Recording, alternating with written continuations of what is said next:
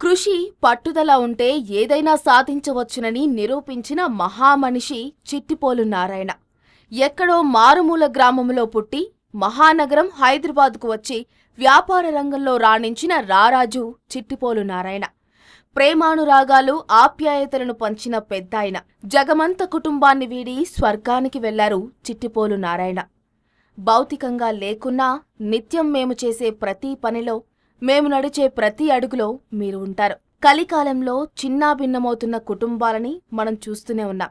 అలాంటిది ఐకమత్యమే మహాబలమంటూ ఉమ్మడి కుటుంబాన్ని నిలబెట్టారు. అందుకే చిట్టిపోలు నారాయణ గారి జీవితం మనందరికీ ఆదర్శం. చిట్టిపోలు నారాయణ గారి జీవన ప్రస్థానాన్ని ఒక్కసారి గుర్తు చేసుకుందాం.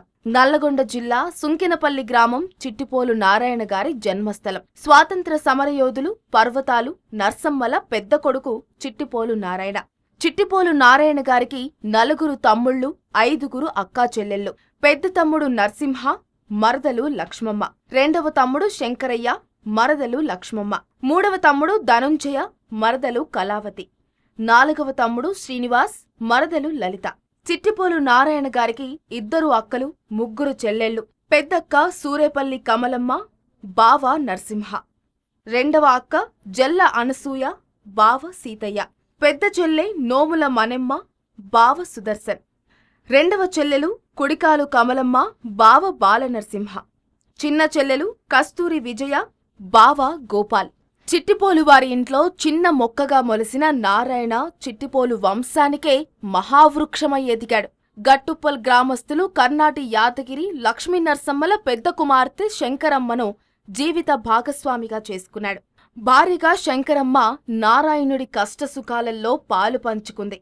భర్త అడుగుజాడల్లో నడుస్తూ కుటుంబాన్ని చూసుకుంటూ కుటుంబ ఎదుగుదలకు భర్తతో పాటు ఎంతగానో కష్టపడింది. ఫ్రీడమ్ ఫైటర్ పర్వతాలు కడుపున పుట్టిన నారాయణ గారు సుంకెనపల్లి గ్రామంలో మహారాజులా జీవించారు.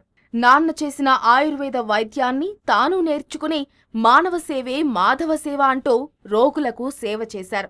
పద్మశాలి కుటుంబంలో పుట్టిన నారాయణ తన కులవృత్తి చేనేత ద్వారా ఎందరికో ఉపాధి కల్పించారు. వ్యాపారంలో భాగంగా చుట్టుపక్కల ఊర్లలోని వారితో చీరలు నేయించేవారు. అలా నేయించిన కాటన్ చీరలను చౌటుప్పల్ సొసైటీకి, పట్టు చీరలను పోచంపల్లికి సైకిల్పై తీసుకువెళ్లి అమ్మేవారు.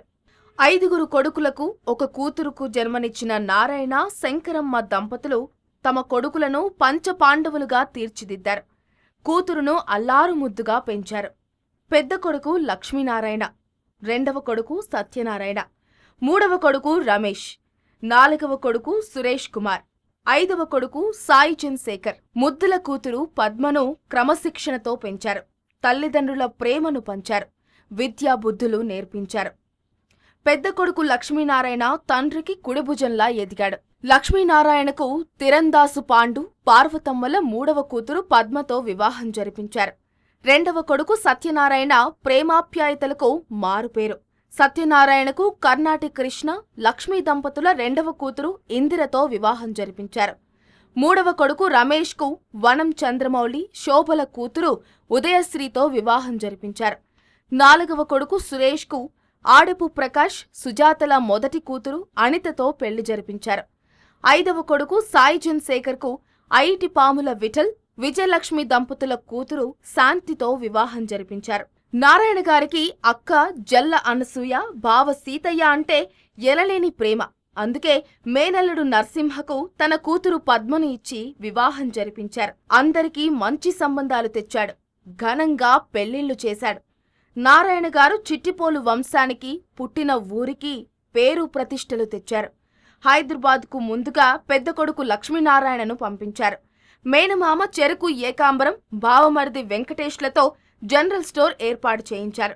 లక్ష్మీనారాయణ ఒక్కడే హైదరాబాద్లో ఉండడంతో కొడుకుకు అండగా ఉండాలని మొత్తం కుటుంబాన్ని హైదరాబాద్కు మకాం మార్చారు తండ్రి నారాయణ.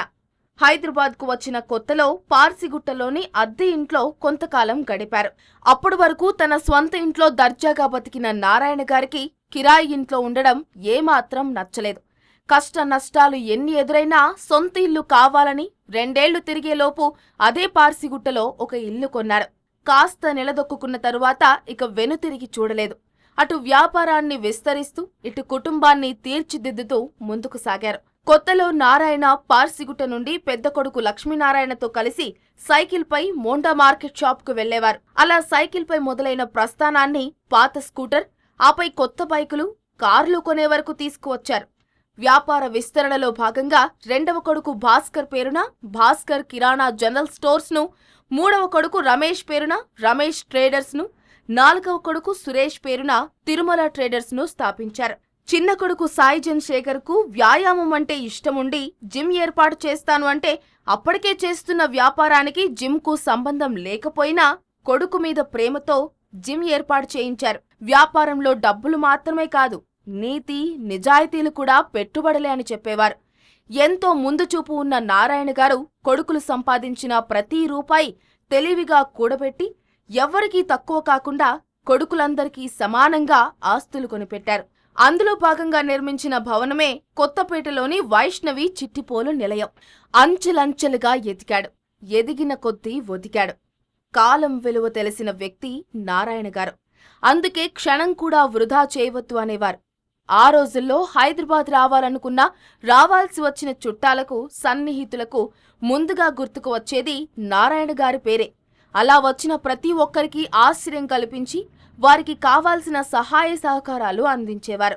నారాయణ గారి కుటుంబం నారాయణ గారి మనస్సులాగే చాలా పెద్దది. 5 మనుమలు, 7 మనవరాళ్లు. పెద్ద కొడుకు లక్ష్మీనారాయణ పిల్లలు శ్రీనివాస్, గీతాంజలి, పుష్పాంజలి. రెండవ కొడుకు సత్యనారాయణ పిల్లలు మౌనిక, సాయికుమార్, మానస. మూడవ కొడుకు రమేష్ పిల్లలు ప్రవీణ్, యోగిత. నాలుగవ కొడుకు సురేష్ పిల్లలు నితిన్, శ్రావణి. చిన్న కొడుకు సాయిజన్ శేఖర్ పిల్లలు సాయిదేవ్, సాహితి. గారాల కూతురు పద్మ పిల్లలు సాయి కిరణ్, ఉదయ్ కిరణ్. మనవడు శ్రీనివాస్ కు గోవుల రాములు, లక్ష్మీ దంపతుల ప్రథమ పుత్రిక సరితతో వివాహం జరిపించారు. మనవరాలు గీతాంజలిని నల్లస్వామి, పద్మ దంపతుల ప్రథమ కుమారుడు ప్రవీణ్తో వివాహం జరిపించారు. మనవరాలు పుష్పాంజలిని వనం మధుసూదన్, సువర్ణ దంపతుల పెద్ద కొడుకు అభినవ్తో వివాహం జరిపించారు. నారాయణ గారికి కుటుంబం అంటే ఎంత ఇష్టమో ఇంట్లో వారికి కూడా తను అంటే అంతే గౌరవం. కొడుకులకు ఆయన మాటే వేదం, కోడళ్లకు తండ్రి కంటే ఎక్కువ.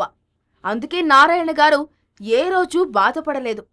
నారాయణ గారు వ్యాపారంలో ఉన్నను సమాజ సేవ అంటే ఆసక్తి. అందుకే చిన్న కొడుకు రాజకీయాల్లోకి వస్తాను అంటే ఒప్పుకున్నారు. 2009 కార్పొరేటర్ ఎన్నికల సమయంలో చిన్న కొడుకు సాయిజన్ శేఖర్ పార్టీ టికెట్ రాలేదని నిరాశపడగా అధైర్యపడకు అంటూ స్వతంత్ర అభ్యర్థిగా పోటీ చేయించారు. ఎన్నికల్లో ఓడినను లెక్క చేయగా తిరిగి మళ్లీ 2016 ఎన్నికల్లో పోటీ చేసేందుకు అంగీకరించారు. నాచారం డివిజన్ మహిళా రిజర్వేషన్ కావడంతో చిన్న కోడలు శాంతిని ఎన్నికల్లో పోటీ చేయించారు. జీహెచ్ఎంసీ ఫలితాలు ఏకపక్షంగా టీఆర్ఎస్ వైపు ఉండగా హైదరాబాద్ మరియు రంగారెడ్డి 2 జిల్లాలలో ఒక్క నాచారం ఓటర్లు మాత్రం కాంగ్రెస్ వైపు నిలిచారు. ఈ విజయంతో నారాయణ గారి పేరు, ప్రతిష్టలు తెలంగాణ రాష్ట్రమంతా మారుమ్రోగింది. ఆనాటి విజయం నారాయణ గారి కుటుంబ ప్రస్థానంలో చరిత్రాత్మకం. నారాయణ గారికి 2 ప్రాణ స్నేహితులు. ఒకరు గండూరి సత్యనారాయణ, మరొకరు గోపాల్ రెడ్డి. నారాయణ గారిది చాలా పెద్ద బలగం. మేనమామలు, మేన బావమర్దులు, మేన అల్లుళ్ళు, మేన కోడళ్ళు, బావమర్దులు అందరినీ ఎంతగానో ప్రేమించేవాడు. వైద్యం నారాయణో హరి అంటారు నారాయణ. ఎందుకంటే తనకు వైద్యం చేసిన డాక్టర్ శివరాజ్ గారు అంటే నారాయణ గారికి ఎనలేని గౌరవం. తను ఇన్నాళ్లు బ్రతికాను అంటే కిమ్స్ వైద్యుడు డాక్టర్ శివరాజ్ అని ఎప్పుడూ అంటూ ఉండేవారు. తమ కోసం ఇన్ని చేసిన నారాయణ గారిని కాపాడుకోవడానికి ఆయన భార్య, కొడుకులు, కోడళ్లు చేసిన ప్రయత్నాలు, సేవలు అన్నీ ఇన్ని కావు. ఖరీదైన వైద్యం అందించారు. లక్షల రూపాయలు ఖర్చు చేశారు. ఇంకెంతైనా చేయడానికి సిద్ధపడ్డారు. కాని ఆ భగవంతుని ఆదేశం మరోలా ఉంది. నారాయణ గారిని తన వారందరికీ దూరం చేసి జీవిత చక్రంలో అలసి సొలసిన ఆ బహుదూరపు బాటసారికి తన వైకుంఠంలో స్వాంతన చేకూర్చడానికి భగవంతుడు నిర్ణయించుకున్నాడు. అందుకే మన అందరి నుండి దూరం చేశాడు. నారాయణ గారి ప్రస్థానం ఒంటరిగా మొదలవ్వచ్చు కాని అంతిమ ప్రయాణం మాత్రం ఆత్మీయులు అయిన వాళ్ల అశ్రునయనాల మధ్య బరువెక్కిన హృదయాలతో కొనసాగింది. నారాయణ, నీ జన్మ ధన్యమైందయ్యా, ధన్యమైందయ్యా. నీవు ఎక్కడ ఉన్నను నీ ప్రేమ, నీ కరుణ మీ ఆప్తులందరిపై ఎల్లవేళలా ఉంటుంది.